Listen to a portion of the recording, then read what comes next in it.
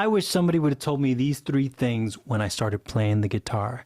Number one, once you play a note and you're on to the next note, lift this finger. Now, that may seem obvious to some of you, but to people like me, I was doing this. Do you see the difference? I'm doing this right now, and I can feel the tension still in this finger, the energy being expended. I'm doubling my energy expenditure. Now, what does this matter? Well, as you gain speed,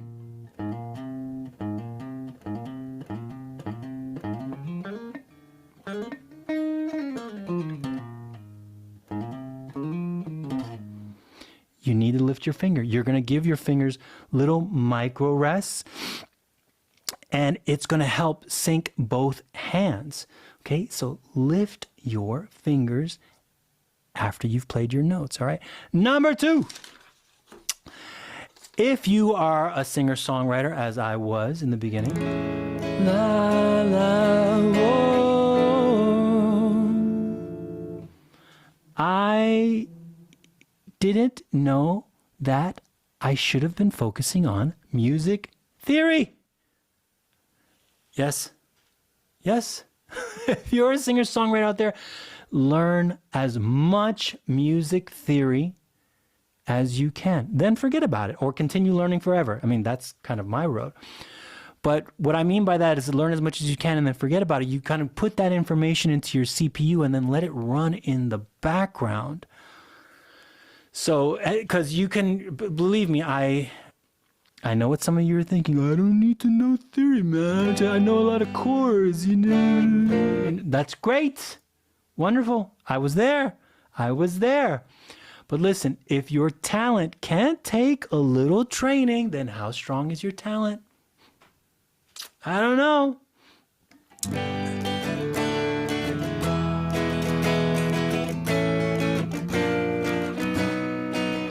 I mean, that's where I was. I just knew cool shapes and rhythms, and I didn't know.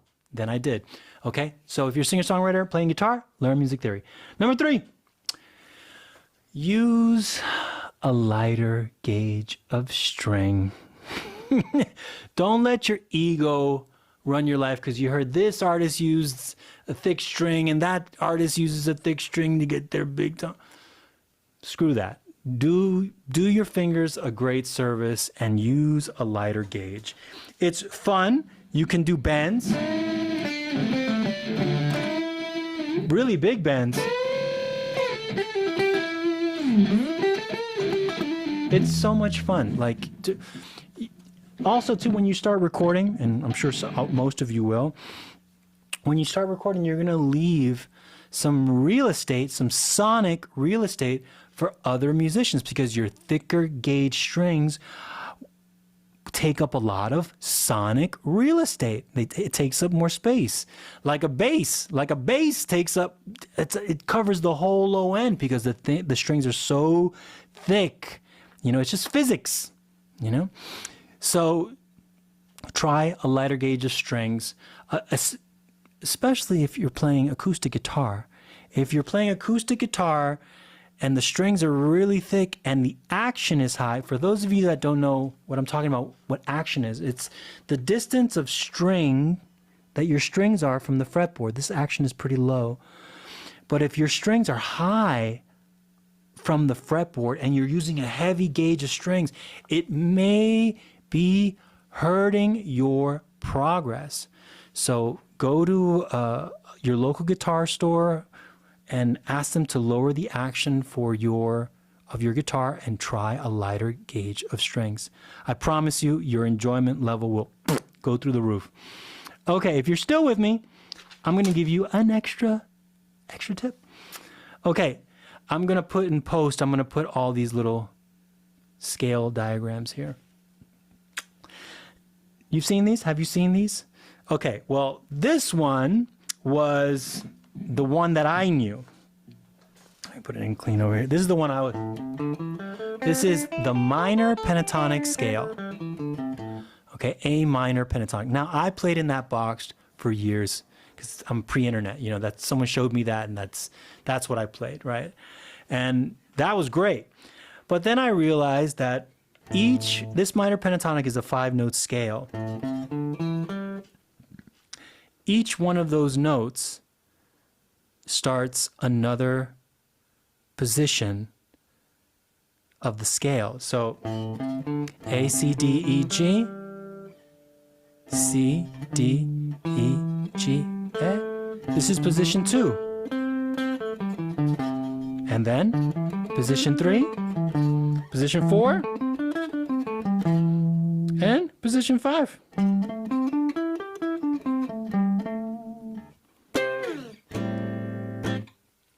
Now, some of you may not want to play lead guitar. I would still encourage you to learn all 5 of those positions for every key. But just for now, learn those 5 positions. Why? Because they'll give you all kinds of creative and melodic ideas, maybe some rhythmic ideas. It's just great for your hand, to put that information into your hands.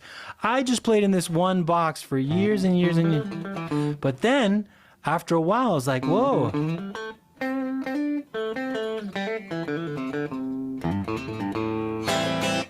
I started to move around a little bit quicker, and I started having a lot of fun moving through the different positions. So I encourage you, please learn all 5 of those positions. All right, guys, thanks for watching. I really appreciate you. If you are interested, I have a free 12-week course at the heroesofmusicinstitute.com. Sign up. You can always ask questions. If you have any questions, comments, please let me know in the comments below. Any ideas for some videos that you want me to make for you, please let me know. All right, stay great. Hope you guys are well.